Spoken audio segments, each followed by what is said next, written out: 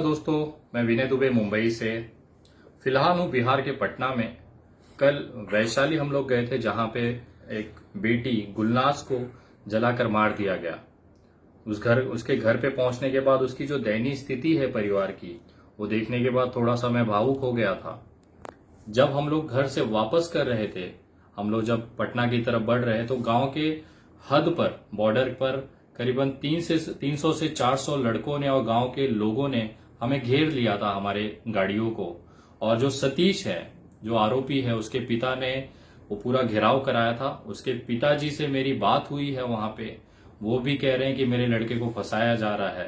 तो हमने उनसे कहा कि अगर आपका लड़का निर्दोष है तो आपको डरने की जरूरत नहीं है, उसको कुछ नहीं होगा। लेकिन अगर वो आरोपी है, उसने ये कांड किया है, तो कोई भी ताकत आपको बचा नहीं पाएगी, ये आप मान के चलिएगा।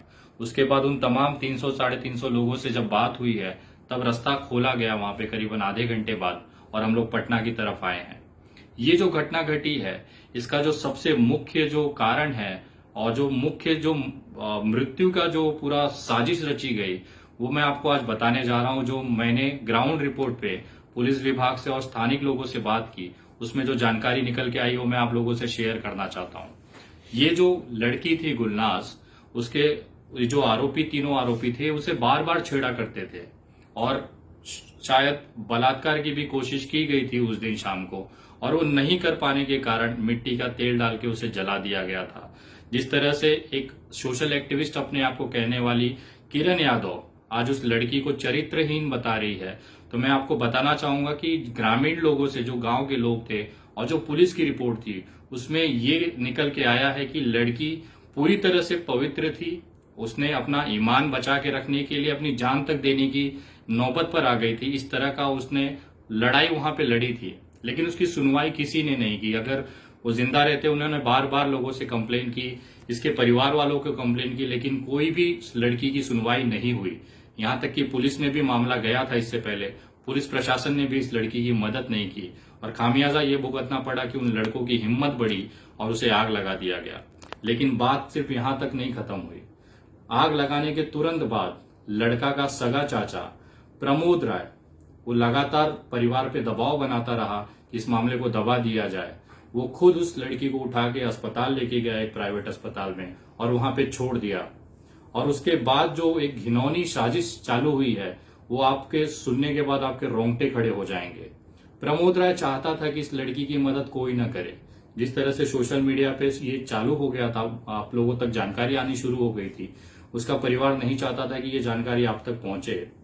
इसी के लिए प्रमोद राय के कहने पर एक महिला किरण यादव को उस बच्ची के साथ में जोड़ा गया, उसकी मदद के नाम पर। और उस महिला किरण यादव को ये जिम्मेदारी दी गई कि आप देखिए कि कौन लोग उसके आसपास आ रहे हैं, कौन उनसे संपर्क कर रहे हैं, कौन मदद करने की कोशिश कर रहा है, ताकि उसे रोका जा सके। आपको याद होगा 8 नवंबर को मैं पीएमसीएच गया था इस लड़की को मुंबई ले जाने, एयर एम्बुलेंस के माध्यम से। उस समय भी यही किरण यादव ने हमें रोका था।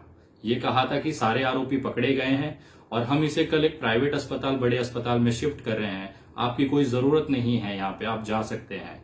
उसके एक शब्द पे, क्योंकि एक महिला थी, वो एक औरत थी, और मैं समझता था कि एक औरत है और एक जली हुई बेटी है, शायद ये ममता के, इनके अंदर जो मातृत्व होता है, एक ममता होती है, उस आधार पे ये बच्ची को बचा लेगी।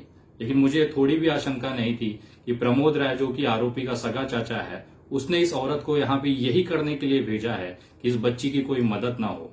15 दिन तक वो बच्ची जली हुई अवस्था में तड़प तड़प के आखिर में मर जाती है। लेकिन उसका सबसे बड़ा जो कारण है, ये सिर्फ ये 3 आरोपी नहीं है जिन्होंने इसको पेट्रोल या केरोसिन डाल के जलाया है, उसमें 5 आरोपी हैं, लेकिन पुलिस केवल 3 जन का ही नामजद की है। चौथा जो आरोपी है वो प्रमोद राय है, जो सारी हकीकत अपने भतीजे के जानते हुए भी उसे एक लड़की को नोचने के लिए छोड़ रखा था। इससे पहले भी उसके गांव में बहुत सारी वाकयाएं हुई हैं, जिसमें जो मन बढ़ाया है उसके चाचा ने ही बढ़ाया है, प्रमोद राय। मेरी प्रशासन से मांग थी कि प्रमोद राय का भी नाम इस एफआईआर में जोड़ा जाए। और सबसे बड़ी जो हत्यारीन है वो किरण यादव है, क्योंकि उसने न सिर्फ उस बच्ची को तड़पते देख वहां पे छोड़ दिया था, वो उसने लोगों को भी धोखा दिया। उस बच्ची की इलाज के नाम पे आप लोगों ने उसको आर्थिक सहायता भेजी, इस उम्मीद में कि ये जो पैसे जा रहे हैं, ये जो चंदा जा रहा है, उससे ये जिंदगी बचा ली जाएगी। लेकिन हमें ये थोड़ा भी अंदेशा नहीं था ये प्रमोद राय के जो उसके परिवार है उसकी भेजी हुई एक महिला है, एक एजेंट है जो आपको, लड़की को बेवकूफ बना रही थी। मैं कहना चाहता हूं उस औरत से कि भगवान करे कि तेरे भी घर में जो बच्चे हैं उसके साथ इसी तरह का बर्ताव हो, ऊपर वाला तुझे इसका हिसाब दे।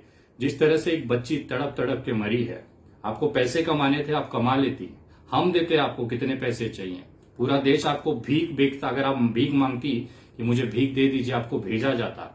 लेकिन जिस तरह से तुमने सिर्फ इंसानियत के मुखौटा ओढ़ के एक बच्ची को तड़प तड़प के जलने दिया, उसकी चमड़ी धीरे धीरे सड़ने लगी थी, उसके 14 दिन तक वो जिंदा लाश थी, गर्दन तक उसकी शरीर जला हुआ था, उसमें मेवाद निकलना शुरू हो गया था। भगवान भी ऊपर वाला भी देखता होगा तो रो देता होगा कि हमने किस तरह की औरत किरण यादव को इस धरती पे भेजा है, जो एक जली हुई बच्ची की चमड़ी, गली हुई मेवाद निकलती हुई चमड़ी को बेचा, उसके नाम पे पैसे इकट्ठा किए और इलाज तक नहीं कराया।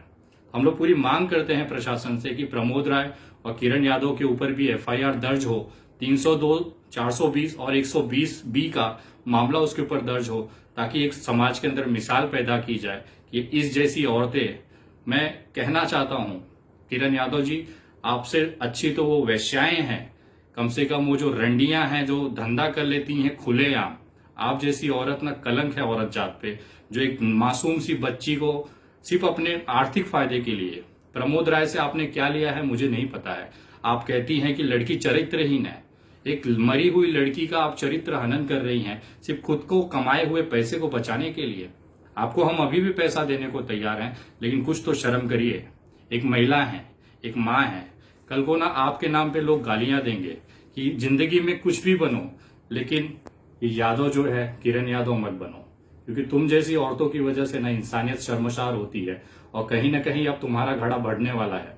मैं तमाम लोगों से कहना चाहता हूं जो भी किरण यादव को जानते हैं, कृपया इस तरह की औरत से दूर रहें, क्योंकि आज अगर ये इस बच्ची गुलनाज का शरीर, जला हुआ शरीर बेच के पैसे कमा रही है तो ये औरत आपको भी नहीं छोड़ेगी। जो एक मरती हुई का नहीं हुआ वो आपका कभी नहीं हो सकती है। तो इस तरह की औरतें से दूर रहें और ये मैसेज, जो संदेश है किरण यादव के लिए, वो पूरे बिहार में फैलाएं, ताकि इसका असली घिनौना चेहरा लोगों के सामने आए। और ये बार बार कहती है मैं सबूत पेश कर रही हूं, मैं ये कर रही हूं, तो आज तक किया क्यों नहीं? क्योंकि आपके पास करने के लिए कुछ नहीं है। अगर आप सही में सही होती तो आपको ये नाटक करने की जरूरत नहीं होती, आप सबूत सामने रख देती। और रही बात आपकी असलियत, वो पुलिस के एफआईआर के बाद आपको पूरा देश देखेगा।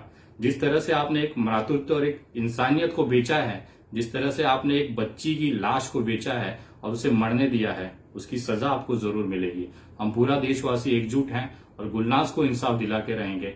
मैं आप तमाम लोगों से कहता हूं कि अपनी आवाज शांत ना होने दे।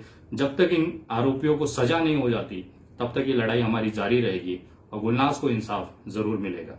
जय हिंद, जय महाराष्ट्र।